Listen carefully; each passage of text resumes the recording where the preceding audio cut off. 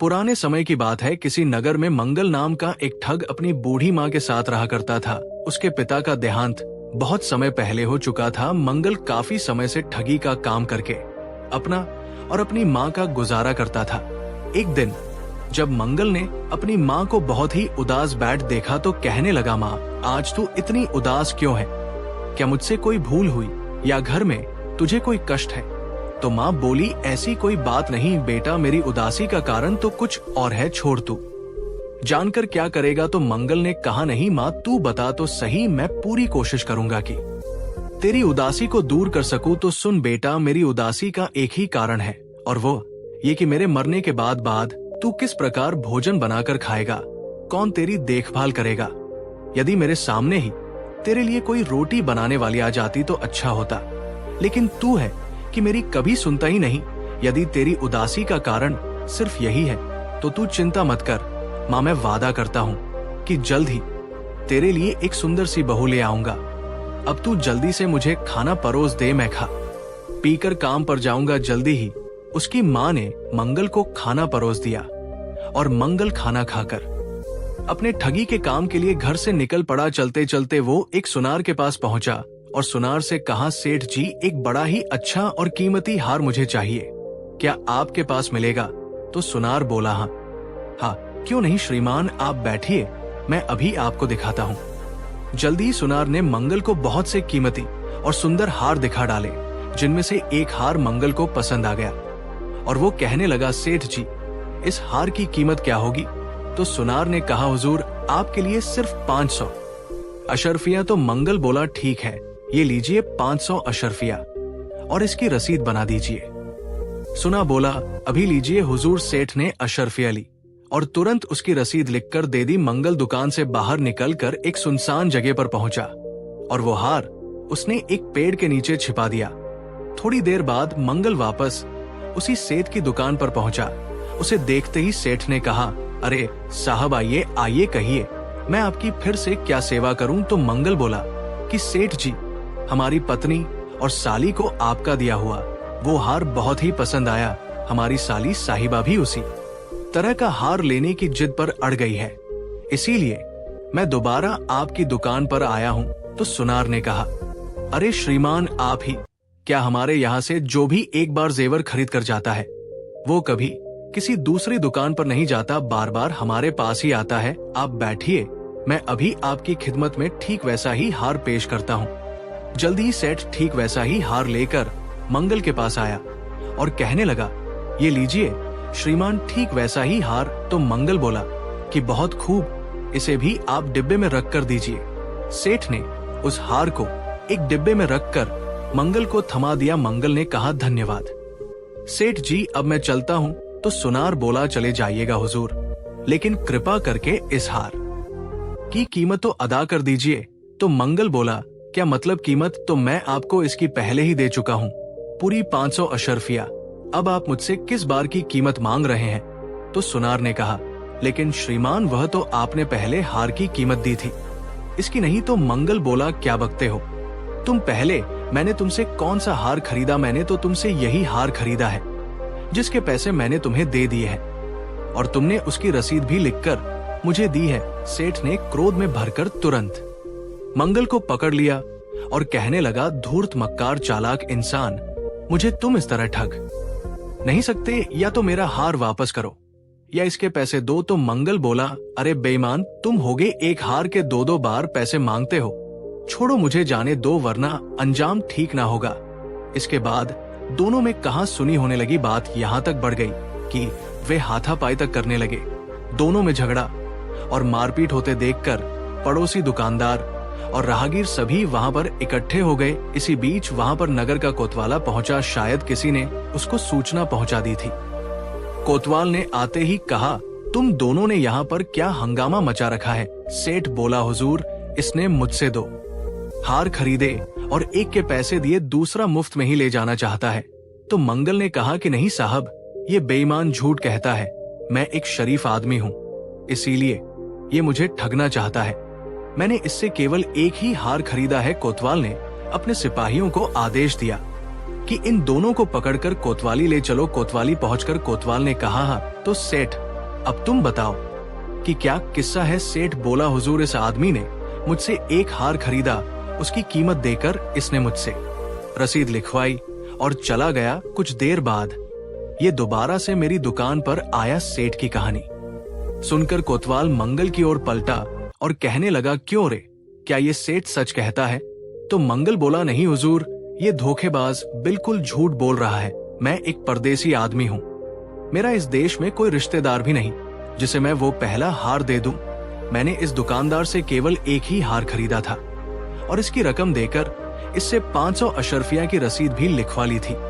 लेकिन जब मैं कुछ और हारों को देखकर वापस जाने लगा तो ये मुझसे इस हार की कीमत दोबारा मांगने लगा। विश्वास ना हो तो आप मेरी तलाशी ले लीजिए, मेरे पास इस हार के अलावा ना कोई दूसरा हार है और ना ही पैसे हैं। कोतवाल ने मंगल की तलाशी ली। तलाशी में सचमुच में ही मंगल की जेब में एक फूटी कौड़ी भी नहीं निकली और ना ही कोई दूसरा हार निकला। ये देखकर कोतवाल ने सेठ को डांटते हुए कहा, अरे बेईमान सेठ, तू इस शरीफ इंसान पर झूठा दोष लगाता है। इसके पास तो फूटी कौड़ी भी नहीं है, फिर ये तेरे पास दूसरा हार खरीदने के लिए क्यों आएगा? जा भाग यहाँ से, वरना तुझे जेल में सड़ा दूंगा। और कोतवाल ने सुनार को डांट फटकार लगाकर वहां से भगा दिया और मंगल को घर जाने की इजाजत दे दी। मंगल कोतवाली से निकला और छिप छिपाते उस थान पर पहुंचा जहां पर उसने पहला हार छिपाया था। वो हार निकालकर वापस अपने घर पर आ गया और उसने दोनों हार अपनी माँ को दिखाए।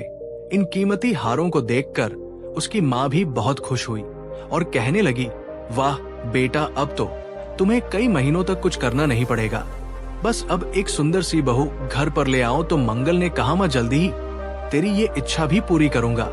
उस रात खा पीकर मंगल आराम से सोया और अगली सुबह वो उठा और सीधा बाजार में एक हलवाई की दुकान पर पहुंचा और बोला, अरे भाई हलवाई, जरा शेर भर जलेबी तो देना। हलवाई ने एक शेर जलेबी तोलक मंगल को दे दी। मंगल वो जलेबियां लेकर शहर से बाहर एक सुनसान रास्ते पर पहुंच गया। वह एक बबूल के पेड़ के पास रुका और सोचने लगा, ये बबूल का पेड़ ठीक रहेगा शिकार फंसाने के लिए।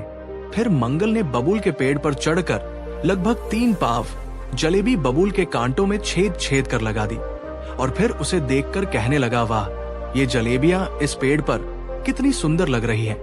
उसके बाद वो पेड़ पर से नीचे उतरा और उसी रास्ते पर कुछ आगे चलकर एक जगह पर बैठकर बाकी बची हुई पाव भर जलेबियां धीरे धीरे खाने लगा। कुछ देर बाद एक राहगीर जो घोड़े पर सवार था वहां से गुजरा। मंगल ने उसे आवाज लगाकर कहा, अरे भाई जरा रुको। तो राहगीर घोड़े से उतरकर मंगल के पास पहुंचा और बोला कि क्यों भाई, तुमने मुझे क्यों बुलाया? तो मंगल ने कहा कि भाई, तुम्हारे चेहरे से लगता है कि तुम काफी लंबा सफर करके आ रहे हो, शायद थके हुए और भूखे भी हो। लो थोड़ी सी जलेबियां खाओ और आराम कर लो। राहगीर सचमुच ही काफी थका हुआ और भूखा था। उसने मंगल से जलेबी लेने में कोई आनाकानी नहीं की और खाने लगा और कहने लगा, भाई इस सुनसान स्थान पर ये जलेबियां कहां से मिली? यहाँ तो दूर दूर तक किसी हलवाई की कोई दुकान तक नहीं है। तो मंगल बोला, अरे भाई, ये जलेबियां मैंने किसी दुकान से नहीं खरीदी, बल्कि पास ही के एक पेड़ से तोड़कर लाया हूँ। राहगीर ने आश्चर्य से कहा, क्या कहा जलेबियां किसी पेड़ पर लगी हुई है? तो मंगल बोला, हाँ भाई, और वो पेड़ यहाँ से 10 कदम दूर बाई ओर है।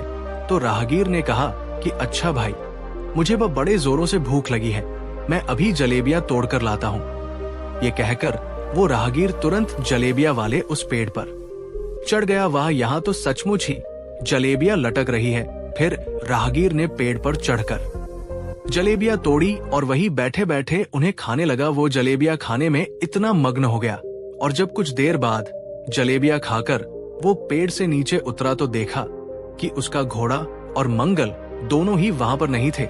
उसने सोचा कि वो आदमी कहाँ गया और मेरा घोड़ा भी गायब है। उस आदमी ने काफी देर तक इधर उधर मंगल और अपने घोड़े को खोजने की कोशिश की, मगर दोनों ही कहीं नहीं मिले। उस आदमी को ये समझते देर ना लगी कि वो एक ठग के हाथों ठगा गया है और वो वहीं पर बैठकर विलाप करने लगा, हाय मैं लुट गया, बर्बाद हो गया। जरूर वो कोई ठग था जो जलेबियां का लालच देकर मेरा घोड़ा ले गया। वो आदमी रोता बिलख पैदल ही अपने घर की ओर चल पड़ा। दूसरी तरफ मंगल उस आदमी को ठग कर और उसके घोड़े पर सवार होकर एक तरफ उड़ा जा रहा था। अचानक सामने से गुजरती हुई एक बुढ़िया और उसकी लड़की पैदल आती हुई उसे दिखाई दी। लड़की को देखकर मंगल सोचने लगा, वाह कितनी सुंदर लड़की है, माँ को बहू चाहिए तो क्यों ना मैं इसे अपनी दुल्हन बना लूं। ये सोचकर मंगल उन दोनों के नजदीक गया और बुढ़िया से कहने लगा, माई तुम पैदल चलने के कारण थक गई होगी, इसीलिए मेरे घोड़े पर आकर बैठ जाओ, मैं तुम्हें घर पर छोड़ दूंगा। तो बुढ़िया ने कहा, हाँ अगर तुम मेरे साथ उपकार करना ही चाहते हो तो मेरी बेटी को थोड़ी दूर तक बिठा लो। मेरी बेटी को चलने की आदत नहीं है, वो पहली बार इतनी दूर तक पैदल चली है, वो जरूर ही थक गई होगी। तो मंगल बोला कि मुझे कोई ऐतराज नहीं माई, ठहरो मैं अभी इसे घोड़े पर बिठा लेता हूँ। तो बुढ़िया बोली कि तेरा भला हो बेटा। मंगल ने बुढ़िया की लड़की जिसका नाम शिखा था उसे सहारा देकर अपने घोड़े पर चढ़ा दिया। उसके बाद वो खुद भी घोड़े पर सवार हुआ और बुढ़िया के साथ साथ उसके घर की ओर चल पड़ा। चलते चलते बुढ़िया ने पूछा, बेटा तुम्हारा नाम क्या है? तो मंगल बोला कि मुझे जवाई बाबू कहते हैं माई। इतना कहकर मंगल ने घोड़े को ऐड लगाई और उसे सरपट दूसरी दिशा में दौड़ा दिया।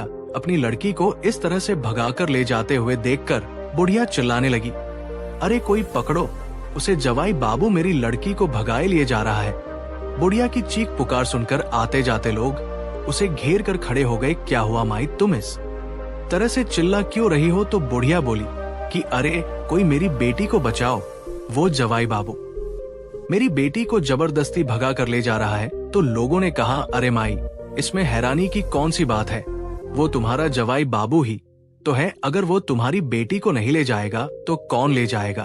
तो बुढ़िया बोली कि अरे मूर्खों, तुम समझे नहीं मैं क्या कह रही हूँ। बुढ़िया ने लोगों को काफी समझाने की कोशिश की लेकिन किसी ने उसकी बात पर ध्यान नहीं दिया और सब उसे पागल समझकर हंसते हंसते वहां से आगे चले गए। बेचारी बुढ़िया केवल अपना सर धुन कर रह गई। मंगल शिखा को लेकर अपने घर पर पहुंचा और अपनी माँ से कहा, माँ देख मैं तेरे लिए बहू लेकर आया हूँ। माँ ने कहा, वाह बेटा कितनी सुंदर बहू है, अब मेरी सारी चिंताएं दूर हो गई बेटा, आज मुझे एक वचन और दे दे। तो मंगल ने कहा, बोलो माँ क्या वचन चाहती हो? तो माँ ने कहा कि बेटा ये ठगी और बेईमानी का धंधा अब तू हमेशा के लिए बंद कर दे और एक नेक इंसान की तरह मेहनत और मजदूरी करके अपना पेट भर। तो मंगल बोला कि ठीक है माँ, मैं तुम्हें वचन देता हूँ कि आज के बाद मैं ठगी और बेईमानी का कोई काम नहीं करूंगा, बल्कि मेहनत मजदूरी करके आप सभी का पेट पालूंगा। तो दोस्तों आपको ये कहानी कैसी लगी कमेंट में जरूर बताएं। धन्यवाद।